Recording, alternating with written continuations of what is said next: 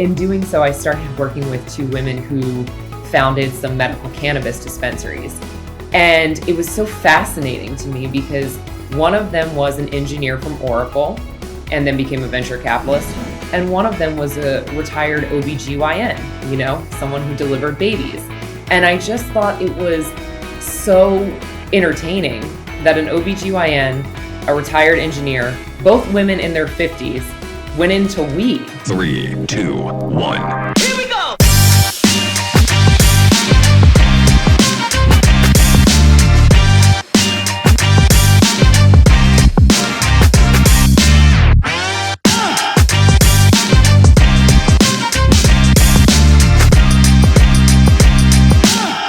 Welcome to the show with Darren William, and today we're going to be speaking with Kait Ledonne. Kait Ledonne is the founder and CEO of Brandwise Media, where they work with non-fiction business authors and publishers to build active and engaged social media followings so they can sell more books, secure speaking engagements, land more enterprise clients, and boost their overall expert brand awareness. Kait, welcome to the show. Thank you. Thank you both for having me. You Absolutely. probably hear some New York City sirens in the background. That I cannot control, despite trying. That's fantastic. That way we don't have to edit it in. It's just in there. Yeah. So I have the list of questions that you prepared, William, which are really great questions. But I want to go off script right off the bat and just say, what motivates you to get up and do what you do every day? If you asked me that 5 years ago, I would have said sheer unbridled, fresh optimism of entrepreneurship. And then you go through the grind and your motivations change. That's not to say that they are diminished, but you start getting motivated for different reasons. I'm very privileged now to have a team of about 10 colleagues, and what gets me up in the morning is delivering for them and providing an environment and a company where they can come and do their best work with people that they respect and admire and who respect and admire them in turn. It's quite a shift when you start scaling and you realize that you need to bring other people in. I'd imagine it, although I'm not a parent, to be similar to that feeling where you're really out kind of for yourself. And then you go through this experience. You're like, wow, I really didn't know what I didn't know about how those motivations change when you start introducing other people and taking responsibility for other people. But I enjoy it. It's quite different. And it's been one of the most rewarding experiences I've ever undertaken. That's fantastic. So real quick, you talked about people, your associates, doing their best work. Could you just share in your words with our audience, what is the best work that you do? For us, we work with a lot of experts who expert at level 10.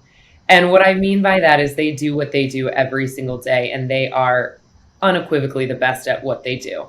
The problem with not only them, but I venture most of us who are in business doing what we do every day, is when you're in that world, you forget that you're operating at a 10, and to really connect with an audience in a way that gets them to motivate or take action, you need to meet them where they are, which is at about a 3 or a 4 on their best day. And so for us, our best work is understanding and getting underneath of the thought leaders and experts we work with and translating and clarifying that message in a way that actually touches, moves, and inspires audience to take a very specific action in their favor.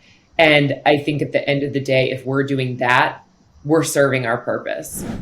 So many kinds of marketers out there. There's so many niches and industries and stuff. And I'm always curious because I get to meet a lot of people doing marketing and marketers that they come from different walks of life. And I'm always curious to see how whatever they did before evolved into what they're doing now. So to be honest, I want to learn a little bit about your background. What maybe you study something else or you study marketing, I don't know. And then how did that change and evolve into you not only doing marketing, but also actually picking a specific industry and niche? And how did you pick that and why? Specifically authors and experts and stuff like that. So how did you get from being super general at something and then just niching down to that? How did that process happen? I did study marketing in school, although that was not the intention. I wanted to become a lawyer. I did realize that when you're studying to be an attorney, at the end of the day, you still have to sell yourself and get clients. And so I think that was first light bulb moment of no matter what I do, and this is maybe no knowledge now, it's not new or novel advice, but no matter what I do, I'm only going to be as successful to the extent that I can sell myself. And so I figured I'm going to go into marketing. That seems to be kind of the through line of every really successful person that I've studied. And so I took some classes. I started in financial marketing, and we were with a firm. I was with a firm that was fresh off of 2008. I started working with them 2009, 2010. And what happened was, because of what was happening in the economic situation, we were absorbing and buying out a lot of other small financial lenders. And so at a very young age, 22, 23, I was seeing how a brand would absorb brands, scale brands, and get people to buy into the core messaging of how that was different. I was incredibly restless there for no other reason than I can never sit still. And so I started to take what I was seeing on that aggrandized scale and bring it to small local businesses and help them with their branding, because I saw a path to scale that messaging. In doing so, I started working with two women who founded some medical cannabis dispensaries. And it was so fascinating to me because one of them was an engineer from Oracle and then became a venture capitalist. And one of them was a retired OBGYN, someone who delivered babies. And I just thought it was so entertaining that an OBGYN, a retired engineer, both women in their 50s, went into weed. Like, that's one of these things is not like the other. And they thought it was hysterical too, because they spent the majority of their motherhood telling their kids not to touch the stuff. So after we had a really good laugh about that, we thought, you should write a book. It would be really interesting if you all wrote a book and talked about how in the world you landed in this industry. And so we found ghostwriters, we found publishers, we found publicists. The book was called High Heels, heels like HEALS, healing medicine, because that was their application. And the subline was how two women found their footing in the medical cannabis industry. It was like truly a ding, ding, ding situation. The ghostwriter hit it out of the park. So we go through this whole process, and about a month later, they were on the Today Show with Maria Shriver telling their story. And I give all the accolades to the publicist for that, but the publicist sat down with me and said, I kind of witnessed how you take these two seemingly unknown entities, an engineer and a doctor, and made them like these, thought leaders of medical cannabis, and very unique thought leaders at that, women in the industry. Do you do this for other authors? And I said, nope. No way, don't do it. I am just really interested in this business. And about 2 years later, after a lot of talks with my now director of operations, my accountant, and that very encouraging publicist, we have an agency that exclusively does that. We started the agency at the end of 2019. Then the pandemic happened, and it has been like whiplash speed growing it ever since then. Yeah, no, that's so interesting, because literally you kind of step into one of the questions that I had for you, which was, how do you think your clients change over time? I feel like there is something that people call product market fit, right? In which you're trying to find who really you are serving and who you're most helpful to. It sounds that out of serendipity, I guess, you found these two women, and that sparked the first initial idea, and then it turned into a proper, grown-up, scalable business. How have you seen your clientele within your niche or niches now evolve and that change? If that makes sense. It does. It's a great question. I would say that I think one of my roles as a leader, as a marketer, is to always ask the question, are we narrow enough in who we serve? And a lot of people would say that's short-sighted, or you're leaving money on the table. And in my experience, every time I've narrowed the focus, the aperture of business has only increased. It sounds counterintuitive to a lot of people, but you become known as the person in your space. And so I think we started with a lot of self-published authors. And now, because we have narrowed that focus and really made a name for ourselves and gotten experience in that way, we've started to build relationships with hybrid and traditional publishers. And so I think that the client we serve is a reflection of the strategic partnerships that have come into play with that, and ultimately who they're helping publish their book.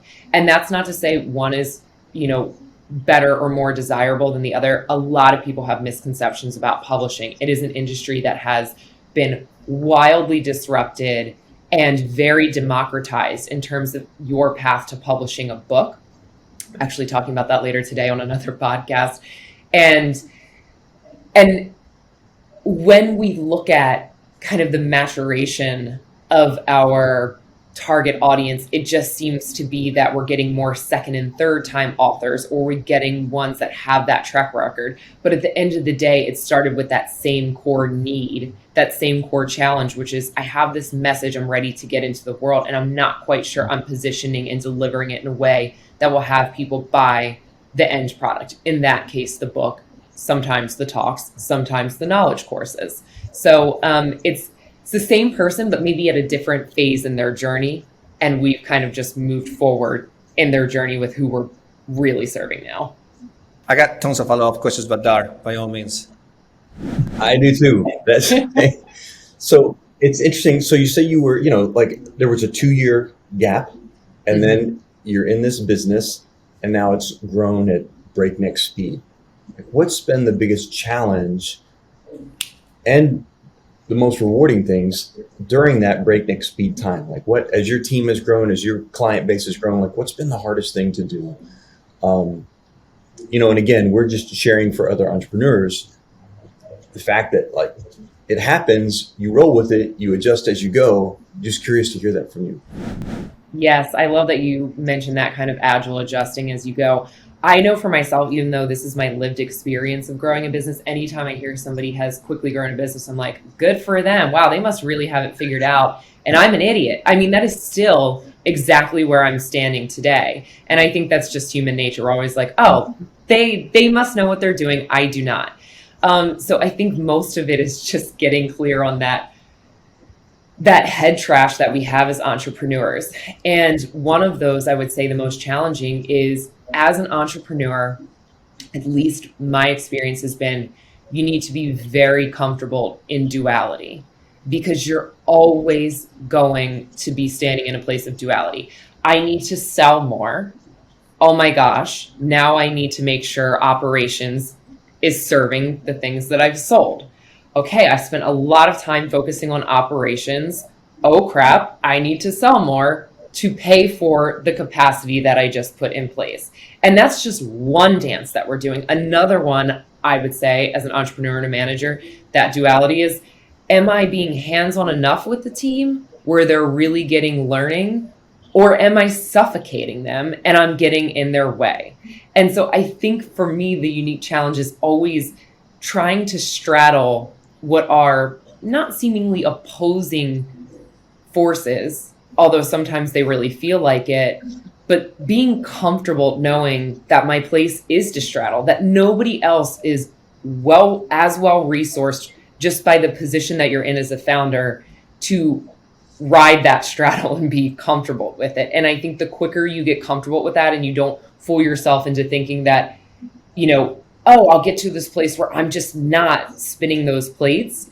For me, it's been sobering in the best kind of way. I'm not under the impression that there's somewhere to get to. I can enjoy it more and just know that's part of the expected experience. But I would say for anybody who's listening here, as entrepreneurs, you're probably feeling the pressure of what it's like to try and straddle those things all the time. And welcome to it, baby. Like, so are all of us. Yeah, it's absolutely. just part of it. You ask for it, you get it. There you go. That's right. Yeah. And we would be bored if we didn't. We know that because we left jobs where we didn't straddle. We were restless. We saw innovation. We decided to step into it. That's where we thrive. My mentor always says, like, Dr. Chaos, it's kind of a welcomed companion on my journey. I don't let him own the ride anymore, but it's the reason I started a business. I kind of sickly thrive in that environment. So actually, you touched on something really quick. Sorry, I'm cutting you off here, William, but just really quick question for you. And it's not on our list of questions, but I'm glad that you brought it up. You said my mentor, right? I find that as a business owner, right, I'm just accountable to myself, my family. Like the buck stops with me. And until I got a mentor or a coach, someone else that I could be, like I had to show up every week. Oh, did I do my stuff? It really helped me up, not only from an accountability standpoint, but from a learning from other people's experiences. Like, don't go down this road, maybe try this road and compress some time in learning. I'm curious to know what your experience has been having a mentor or if you have a coach now, and what you would say to other entrepreneurs about that. We run our organization on the entrepreneurial operating system based off the book Traction by Gino Wickman. For those who haven't read it, it's a really great simplistic operating framework for scaling a company. I like that. Simple is better. And through that, I'm also in the entrepreneur organization, and one of their programs is mentor and mentees. And so I am a person who signs up for all the things, like the coaching, the learning. I'm probably overcoached at this point because I do have an EOS implementer and I have a mentor. But what I found to be the experience, I actually had a unique problem in that I am a straight A student, have been since I was little. And I don't say that as a compliment. It's debilitating when you're operating in the world that way. Perfectionism and growing a business are not good bedfellows on your psyche. And so for me, I actually had this moment where I was going to my mentor, like I was presenting homework and I was waiting for my A. And I remember that he was like, you need to like take several deep exhales. Like you are vibrating in a way that's almost like, that's a lot to be around. And I was like, I just want to get it right. And he's like, that's not what I'm here for. I'm here to hear the things that you're afraid to say to other people and to, cut the time of those learning lessons and to absorb what you can't say to other people when you feel like you're not getting it right. And so for me, even in that was like a mindset shift of I had to get to a place where I was looking at my mentor as respite and also accountability and not just one more person I had to impress. And that's my own journey, but it's certainly changed the entirety of the value I was receiving from that relationship. I mean, yeah, that makes total sense. When you go to any other kind of mentorship or coaching in any other kind of industry or world, like working out or doing some kind of choreography course or whatever it is, they don't dance for you. They don't lift the weights for you. They count for you. They say 1, 2, 3, get to 10. But it's the accountability factor that they get for you, not the work. By the way, William counts for me because I just love to hear that. Can you say that? So you record your videos there? Do you do the content? Yeah, that's basically what you find me to do. So awesome. I wanted to touch into something a bit tactical about business that beyond the entrepreneurial portion. It is entrepreneurial, but it's when you were building your offers. How do you? If you can briefly talk about the process in which you got to package those offers, and how did you perhaps pivot or change or amended those on the way? Whatever it is that you offer right now, of course, we have a broad spectrum of what you do, but then, of course, there is a pricing point and there is a package deal that you offer depending on the avatar or persona that you deal with. How do you go about doing that process? Frequently, often, and all the time. It's just like not a great answer to the question, but there's a danger in doing that because it becomes hard to scale. You can't scale what isn't simple and is always changing. And yet the willingness to change and adapt and to meet the market, I think has been kind of the tip of the spear on why we've grown so fast and punctured into an industry that other people couldn't. I'm always almost obsessive about what is really of value to the author. No, what's really of value to the author? No, what is really of value to the author, and changing the offer to meet them where they're at. I think the team is happy about that. Although sometimes, again, it's challenging because then you need to adjust your SOPs and everything to match that.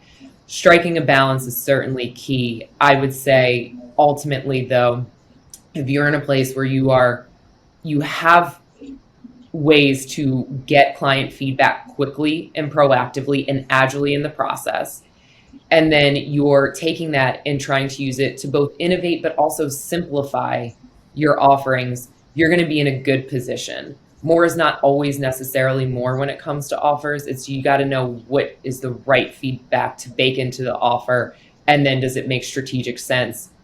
And ultimately, that question, does it make strategic sense, is does it make sense for the client? Does it make sense for the business? The intersection of that is when I know it's time to enhance, adjust, change what it is that we're offering. And then, of course, you watch the market. I mean, anybody who didn't increase their prices this year by 10%, that's one thing I learned is like the power of 1%. You increase prices by 1%, you reduce expenses by 1%. It isn't actually a 2% difference. It like kind of works out once you shake it through the business as something like 19%. And so you got to always be thinking about that too. That's a really, really good tip. It is. Like, wow, 19? I forget. I can find, and in the notes perhaps, that would be a good place to include it, the book that posits that, but they always say it to us in EOA is like 1 + 1 is not 2, like 1 + 1, when you really run it through your entire organization, both on the pricing side and the expense side, comes out to greater than that in a very right, yeah, it's exponential. Okay, so I'm aware of the time. I think, Dar, do you have any further questions? I'm sure you do. No, okay. I mean, gosh, I have loved talking with you. I'd say, I mean, it's Kait's show. Whatever you want to, whatever you want to drop for people, like as we wrap up, how can they connect with you? How can they learn more about you? Any words of wisdom that you want to leave to either established entrepreneurs that are just trying to get to the next level, or people kind of just starting out that, man, it looks so daunting for them. Like what? I would say definitely connect with me on LinkedIn. That's my baby. I'm there. I'm on it all the time. But in terms of what I really want to leave the audience with, especially in these times, is look, we're all collectively as humanity, I think, facing the biggest identity crisis we've all concurrently suffered in modern times, that being the pandemic and change. And I think the one thing that I would say is just give yourself grace, and learning and failing is to be part of that. And especially now when we're under so much uncertainty and change because of what's happening in the world, it's easy to just get caught up in that swirl and that wave and let it pull you down without taking a step back and realizing that, you know, I'm okay. And like, this isn't fully, being an entrepreneur has the ability to be all consuming. But what I've learned after like 6 or 7 years of doing this is you do have to be able to realize it's not entirely who you are. Whether your business is succeeding or not succeeding is not the measure of your worth as a person, but you were a person who bravely stepped out to try and do that. And I think if you give yourself that grace, you'll be in a much better headspace to actually do the things and make the decisions that will make a meaningful difference. So I hope that all of you are just thinking of it like that. We all think everybody else has it figured out when we're all just trying to figure it out together. Well, you clearly appear to have it figured out. I do a great job seeming so, I'm sure. That's really inspiring. I think it sounds like we need to do a part 2 at some point. You know, to be honest, I had like 5, 6, 7 more questions, but I think we will do a revisit if you don't mind in the future, and we can talk about more in depth about other stuff, because I know that you have a very comprehensive, intelligent business. So the last thing I would say is, you know, if you guys want to find out, I think you mentioned it, but I'm going to do it for you. Brandwisemedia.com. Kait Ledonne, the founder and CEO, just spoke to us. And then thank you so much, Kait, for your time. Thank you. Thank you both. Thank you so much, Kait. 3, 2, 1.